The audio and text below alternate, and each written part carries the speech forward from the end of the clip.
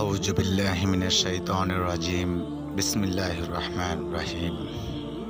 আলহামদুলিল্লাহ, আল্লাহর অশেষ মেহেরবানিতে আশা করি আপনারা সকলেই ভালো আছেন এবং আমিও আলহামদুলিল্লাহ আল্লাহর অশেষ মেহেরবানিতে এবং আপনাদের দোয়ার বরকতে আলহামদুলিল্লাহ আল্লাহ আমাকে অনেক ভালো রেখেছে, আমি অনেক ভালো আছি।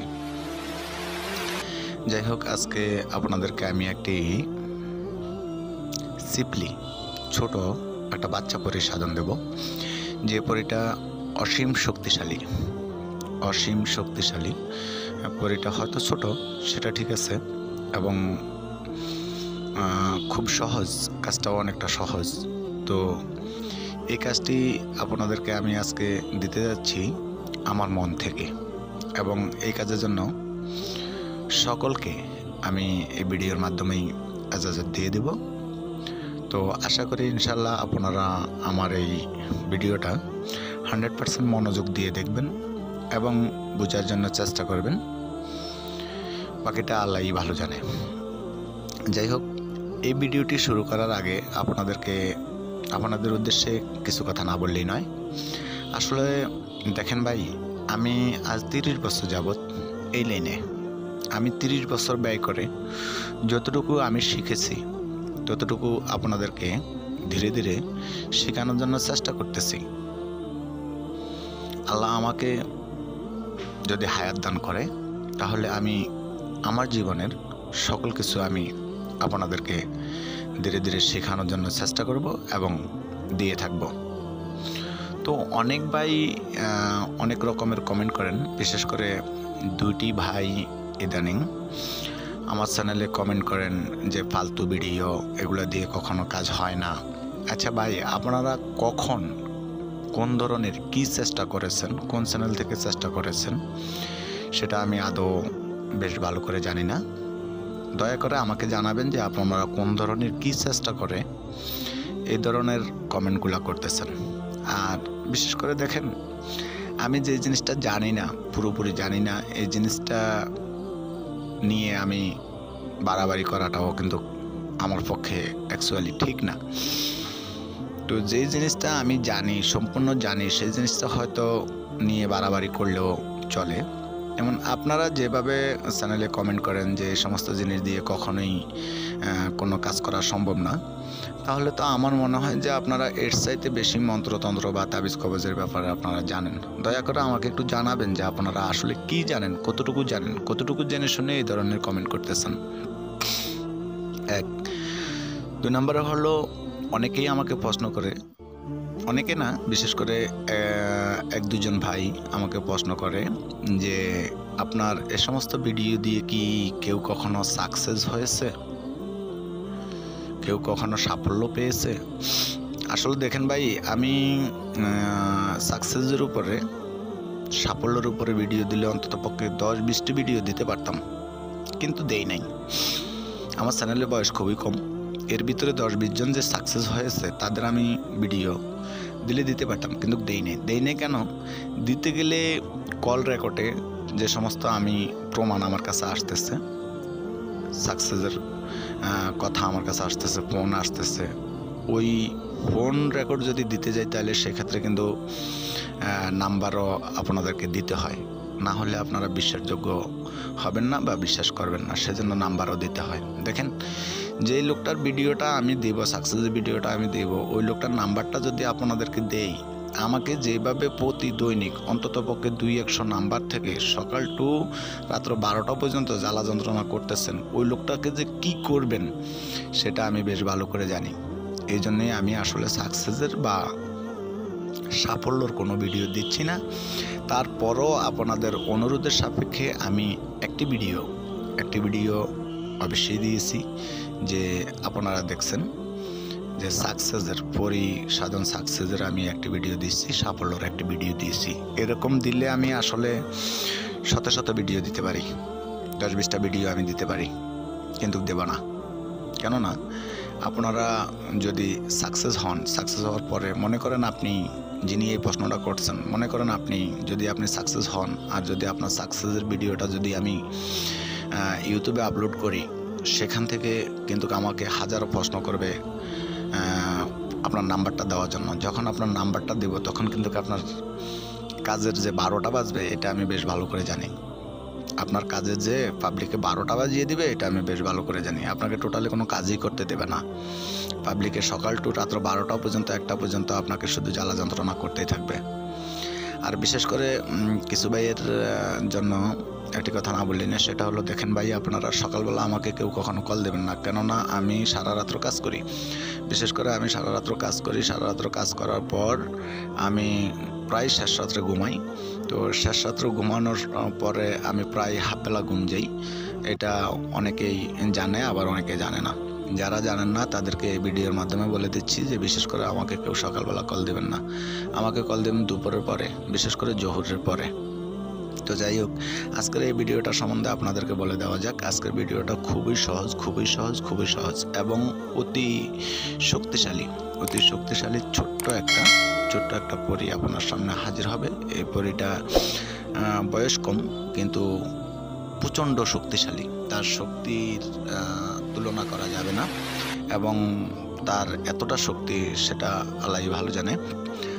তাকে যদি একবার আপনারা সাধন করতে পারেন, আমলের মাধ্যমে যদি একবার সাধন করতে পারেন, তাহলে ইনশাআল্লাহ আপনার কোনো কিছুর অভাব হবে না। তবে আপনি ওনাকে ছোট বোন হিসাবে সম্বোধন করতে হবে। উনি কিন্তু আপনার সাথে অনৈতিক কোনো কাজ করবে না।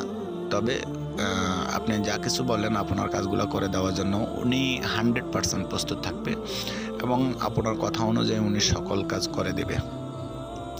তো যাই হোক, আজকের এই ভিডিওর যে মন্ত্রটা আমি আপনাদেরকে স্ক্রিনে দিয়ে দেব। এই মন্ত্রটা আমি আপনাদেরকে স্ক্রিনে দিয়ে দেব, এমনকি আমি পরে আপনাদেরকে শুনিয়ে দেব। তো মন্ত্রটা দেওয়ার আগে আপনাদেরকে বলা যাক যে আপনারা কোথায় গিয়ে কখন কি করবেন। এই যে মন্ত্রটা আমি স্ক্রিনে দিয়ে দেব, এই মন্ত্রটা আপনারা 333 বার জপ করে মন্ত্রটা সিদ্ধ করে নেবেন। 333 বার জপ করে মন্ত্রটা সিদ্ধ করে নেবেন।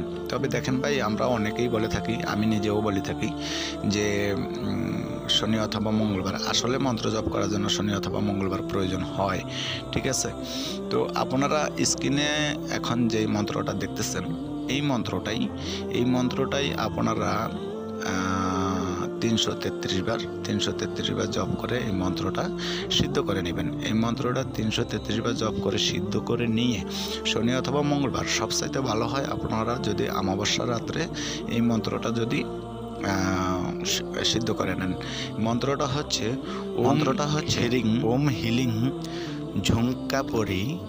ঝুনকাপরি বিনতে ইবলিস হাজির সৌ।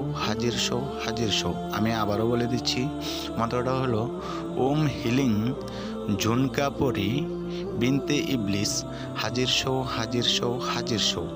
আমি আপনাদের বোঝার সুবিধার্থে আবারও বলে দিচ্ছি, মন্ত্রটা হলো ওম হিলিং ঝুনকাপরি বিনতে ইবলিস হাজির সৌ। এই মন্ত্রটা আপনারা কি করবেন? এই মন্ত্রটা আপনারা যে কোনো চন্দ্র মাসের প্রথম মঙ্গলবার অথবা শনিবার অথবা মঙ্গলবার, যে কোনো চন্দ্র মাসের শনি অথবা মঙ্গলবার। এবার চন্দ্র মাসের শনি অথবা মঙ্গলবারের ব্যাপারে আমি আপনাদেরকে কিছু বলে দিচ্ছি। সেটা হলো চন্দ্র মাসের শুরু হলে 1 থেকে 3 তারিখের ভিতরে যদি কোনো শনি অথবা মঙ্গলবার পরে, সেটা বাদ যাবে, এর পরের শনি অথবা মঙ্গলবার হিসাব করবেন। চন্দ্র মাসের 1 থেকে 3 তারিখের ভিতরে যদি কোনো শনি মঙ্গলবার পরে, সেটা বাদ যাবে, এরপরে শনি মঙ্গলবার হিসাব করবেন। শনি অথবা মঙ্গলবার রাত্রে থেকে শুরু করবেন। যদি কারো আপনারা যারা করতে চান তাদের যদি কারো তুলা রাশি হয়ে থাকলে একদিনই যথেষ্ট। যথেষ্ট। তুলা রাশি হয়ে থাকলে একদিনই যথেষ্ট। কোথায় যাবেন? আপনি রোডের কিনারে, বাড়ির পিছনে, বাড়ির সামনে খোঁজ করলে অনেকটা পেয়ে যাবেন। ছোট্ট একটা তেঁতুল গাছ, যে তেঁতুল গাছের 2-4 বছর বয়স হয়েছে, এখনও কোনো তেঁতুল ধরে নেই, ফুল ধরে নেই, এরকম একটা তেঁতুল গাছ খোঁজ করে নেবেন। আপনারা অনেকেই জানেন, অনেক তান্ত্রিকের কাছ থেকে শুনেছেন তেঁতুল গাছে জিনপরি থাকে। হ্যাঁ, তেঁতুল গাছে 100% জিনপরি থাকে। তো ছোট্ট একটা তেঁতুল গাছ খুঁজে নেবেন, ওখানে যাবেন, গিয়ে সাথে যাওয়ার সময় 2 টাকা দামের ছোট্ট একটা মোম নিয়ে যাবেন। ছোট্ট একটা মোম নিয়ে গিয়ে আপনি কি করবেন? ওখানে বসে ফোর্সআপ করবেন, তেঁতুল গাছের গোড়ায় বসে ফোর্সআপ করবেন। ফোর্সআপ করে তারপরে এই মন্ত্রটা 101 বার জপ করবেন। এই মন্ত্রটা 101 বার জপ করে আপনি আসার সময় মন্ত্র জপ করার সময় মোম জ্বালানো লাগবে না। আপনি আসার সময় ওই মোমটা ওই গাছের গোড়ায় জ্বালিয়ে রেখে তারপরে চলে আসবেন। একদিন তুলা রাশি যাদের, তাদের জন্য একদিনই যথেষ্ট। যাদের তুলা রাশি নয় তাদের জন্য 1 থেকে 14 দিন লাগতে পারে। 1 থেকে 14 দিন লাগতে পারে। তবে 14 দিন যাদের জন্য লাগবে তাদের 3 দিন অথবা 4 দিন যাওয়ার পর আপনাকে সামনে এসে আপনাকে কাগজ দিতে পারে, আপনাকে বাধা দিতে পারে। আপনি ওনার কোনো কথাই শুনবেন না, আপনি আপনার ঘরে চলে আসবেন। এভাবে যতদিনই বাধা দেখ না কেন, আপনি যদি ওনাকে বলেন যে তুমি আমার কথা মানো, ওয়াদা করে নাও, তাহলে আমি তোমাকে মুক্ত করে দেব। উনি আপনাকে বাধা দিবে মুক্ত হওয়ার জন্য। আপনি ওনাকে মুক্ত করবেন না, আপনি ওনাকে বলবেন যে তুমি আমার কথা শুনলে এবং ওয়াদা করলে আমি তোমাকে মুক্ত করে দেব, ঠিক আছে? এটা বলে আপনিও ওয়াদা করে নেবেন যে ওয়াদা করো তোমার বড় দেবীর নামে এবং তোমার বাবা ইবলিসের নামে, আমি যেই সময় ডাকবো সেই সময় আমার সামনে উপস্থিত হবা, যেই কাজের কথা বলবো সেই কাজ করে দিবা, আমার কথা ছাড়া অন্য কোথাও যাওয়া যাবে না, আমি মারা যাওয়ার পর তুমি আজাদ হয়ে যাবা। এইভাবে 3বার তাকে কসম করিয়ে নেবেন ওনার বড় দেবী এবং ওনার বাবা ইবলিসের নামে, কারণ এটা সম্পূর্ণ ইবলিসের মেয়ে, ঠিক আছে? তো এইভাবে যখন উনি আপনার সাথে ওয়াদা করে নেবে, আপনার সাথে ওয়াদা করে নেওয়ার পর উনি এমনিতেই ওয়াদাবদ্ধ হয়ে গেছে, উনি আর কোথাও যেতে পারবে না। উনি আপনি যা বলেন তাৎক্ষণিক কাজ করে দেওয়ার জন্য প্রস্তুত থাকবে। এবং উনি যখন ওয়াদা করবে, উনি ওয়াদা করার পর ওনার কাছ থেকে আপনি চেয়ে নেবেন যে আমাকে যে কোনো একটা নমুনা দাও, পরবর্তীতে তোমাকে আমি কি নিয়মে ডাকতে হবে, কোথায় ডাকতে হবে, কিভাবে ডাকতে হবে, আমাকে সে ধরনের একটা নমুনা দিয়ে দাও। তো উনি আপনাকে একটা নমুনা দিয়ে দিবে এবং কিছু আপনাকে হয়তো সত্য দিতে পারে, যেমন এগুলা আসলে তেমন বড় ধরনের সত্য না।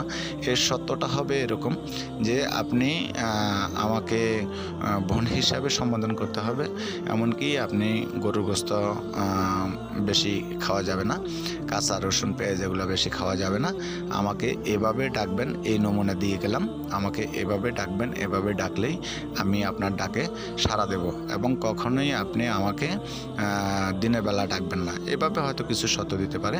তো আজকের মতো এখানেই বিদায় নিব।